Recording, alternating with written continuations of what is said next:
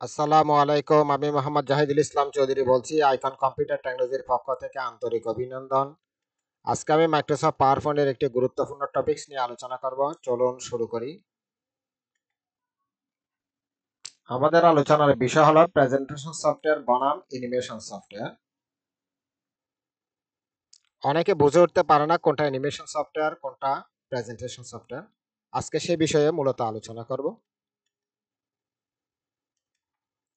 আমরা যদি animation software এবং প্রেজেন্টেশন সফটওয়্যারের মধ্যে পার্থক্য দেখি, তাহলে দেখতে পাবো প্রেজেন্টেশন সফটওয়্যার হচ্ছে মূলত স্লাইড ভিত্তিক প্রেজেন্টেশন তৈরির জন্য ব্যবহার করা হয়। আর অ্যানিমেশন সফটওয়্যার মূলত অ্যানিমেটেড গ্রাফিক্স, কার্টুন, ভিডিও এবং বিশেষ স্পেশাল কিছু ইফেক্ট তৈরি করার জন্য ব্যবহার করা হয়।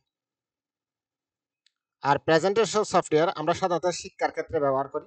এই যে আমরা ভিডিও কন্টেন্টগুলো তৈরি করি, এডুকেশনাল কন্টেন্ট, এগুলো সবগুলো কিন্তু প্রেজেন্টেশন সফটওয়্যার দিয়ে। আর ব্যবসার ক্ষেত্রে আমরা কোনো আমাদের ক্লায়েন্টকে আমাদের প্রোডাক্টটা দেখানোর জন্য, অর্থাৎ যাতে করে অর্থাৎ ক্রেতা এই প্রোডাক্ট সম্পর্কে কিনতে অনেক বেশি আগ্রহী হয়। আর অ্যানিমেশন সফটওয়্যারটা আমরা ব্যবহার করি সাধারণত চলচ্চিত্রে, যেমন পূর্ণদৈর্ঘ্য ছায়াছবি বা আমরা নাটক, গেম ইত্যাদির ক্ষেত্রে বা বিভিন্ন বিজ্ঞাপন তৈরির ক্ষেত্রেও কিন্তু ব্যবহার করি। প্রেজেন্টেশন সফটওয়্যারের মধ্যে অ্যানিমেশন কিন্তু খুব সীমিত। সাধারণত ট্রানজিশনের মাধ্যমে এটা স্লাইডগুলো রান করা হয়। আর অ্যানিমেশন সফটওয়্যারে স্পেশাল ইফেক্ট আছে, অ্যানিমেশন সুবিধাও কিন্তু অনেক। আমরা যদি এক্সাম্পল দিই, মাইক্রোসফট পাওয়ার পয়েন্ট বা গুগল স্লাইডের কথা বলতে পারি। আপনারা পাওয়ার পয়েন্ট বা গুগল স্লাইড যেগুলো দুইটার যে কোনো একটা শিখলে আপনারা কিন্তু সুন্দর সুন্দর প্রেজেন্টেশন তৈরি করতে পারবেন। আর আপনারা যারা অ্যানিমেশন নিয়ে কাজ করতে চান, 2D অ্যানিমেশনের জন্য অ্যাডোব অ্যানিমেট শিখতে পারেন। আর যদি আপনারা প্রফেশনাল বিভিন্ন ফিল্মের কাজ করেন বা ইন্ডাস্ট্রি লেভেলে কাজ করেন, তাহলে কিন্তু আপনারা অটোডেস্ক মায়া শিখতে পারেন। আর আপনারা যদি গেম ডেভেলপমেন্ট বা আর্কিটেকচারাল বিভিন্ন ডিজাইন নিয়ে কাজ করেন, তাহলে 3D ম্যাক শিখবেন। ঠিক আছে।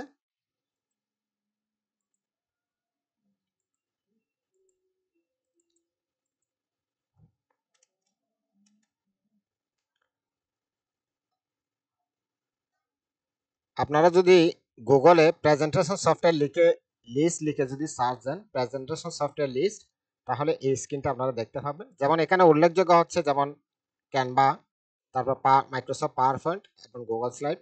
আপনারা মাইক্রোসফট পাওয়ার পয়েন্ট বা গুগল স্লাইড দুইটার যে কোনো একটা শিখলে কিন্তু চলবে। ঠিক আছে। প্রেজেন্টেশন সফটওয়্যার এগুলো দিয়ে অনেক সুন্দর সুন্দর আপনারা প্রেজেন্টেশন কিন্তু তৈরি করতে পারবেন। গুগলে যদি আপনারা অ্যানিমেশন সফটওয়্যার লিস্ট লিখে সার্চ করেন, তাহলে দেখতে পাবেন এখানে কিন্তু অটোডেস্ক মায়া। এই অটোডেস্ক মায়াটা কিন্তু অনেক বেশি এফেক্টিভ।